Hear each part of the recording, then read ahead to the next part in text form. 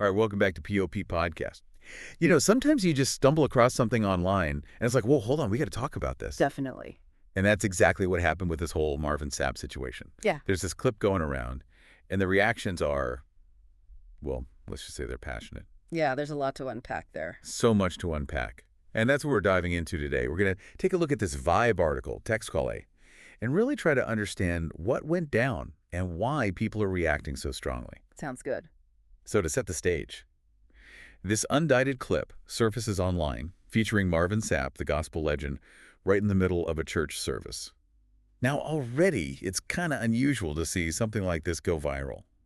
But then things get even more interesting. How? Well, according to the article, Sapp tells the ushers to close the doors. Close the doors during the service. Yeah, during the service. Okay, that's unusual. That immediately makes you wonder what's going to happen next.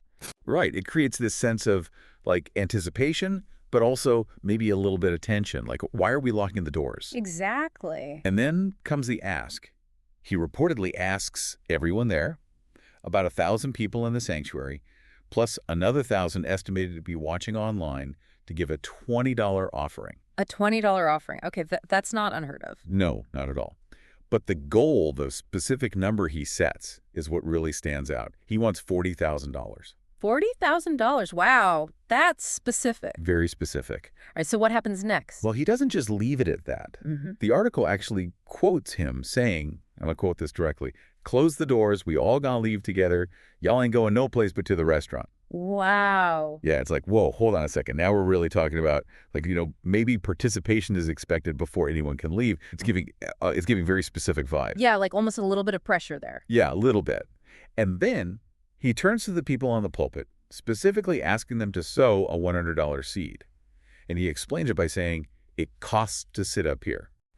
Interesting. So there's this kind of hierarchy of giving being established. Right, like different levels of expectation based on your position. Makes you think. And it doesn't stop there. He then tells the congregation to put their initial $20 away, saying that $20 wasn't for you. Wait, what? Yeah, and then he asks for the offerings to be brought forward. The justification for all of this, giving is worship.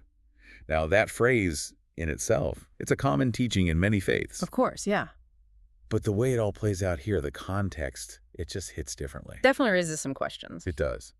So let's talk about those reactions, because online, people did not hold back.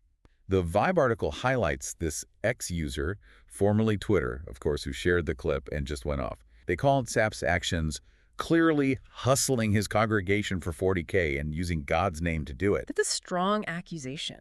It is. And they went even further, calling it a shakedown and labeling Sapp a false prophet. They even suggested that maybe there was a personal debt involved. Wow. So it's not just about the money, it's about trust. Exactly. It's about questioning the motives behind everything. And this person didn't just rant, they actually called for action within black churches against this kind of behavior. Clearly, this struck a nerve. And it wasn't just this one person. Other reactions mentioned in the article really paint a picture. There's one user who just flat out said they never would have paid it.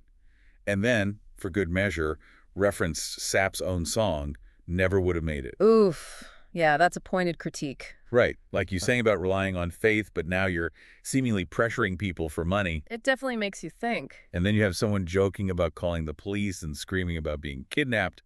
Dark humor, sure, but it gets at that feeling of being trapped or pressured that some people seem to pick up on. It's like even if it's a joke, it reflects a real discomfort with the situation. Exactly. And overall, the vibe online, according to the article, was disbelief and criticism, with a lot of people using that hustler label for Sapp. So a pretty significant blow to his reputation. It seems so. Now, it's important to remember that as of right now, Sapp hasn't publicly responded to any of this. Right, so we're only hearing one side of the story. Exactly. There might be a lot more context we're missing. But based on what we do know, it's definitely sparked a conversation. A much-needed conversation, perhaps. Maybe so. So let's bring it back to you, the listener. What are your thoughts on all this? What stands out to you? We've got the closed doors, the $40,000 goal, the specific instructions, the online backlash. What are your gut reactions? Yeah, it really makes you think about the role of money in religious institutions. What's acceptable, what's not? Where do we draw the line? And what about the expectations we have for religious leaders? Do they change when it comes to finances? It's a complex issue with a lot of layers. It really is. Mm. And if you're finding this conversation as thought-provoking as we are, do us a favor and hit that like button and subscribe to BOP Podcast. We really appreciate you joining us for these deep dives. Now, as you process all this, the clip, the reactions, what are your final thoughts? Does this change how you view faith-based fundraising? Does it raise any red flags? Or is this all just part of the complicated relationship between faith and finances? I think it's important to keep asking these questions, to hold our leaders accountable, and to make sure our own beliefs about giving are clear. Well said. Thanks for joining us today on POP Podcast for this deep dive. We'll be back soon with another look into something that's got people talking. And hey, if you haven't already, make sure to like and subscribe. We'll see you next time.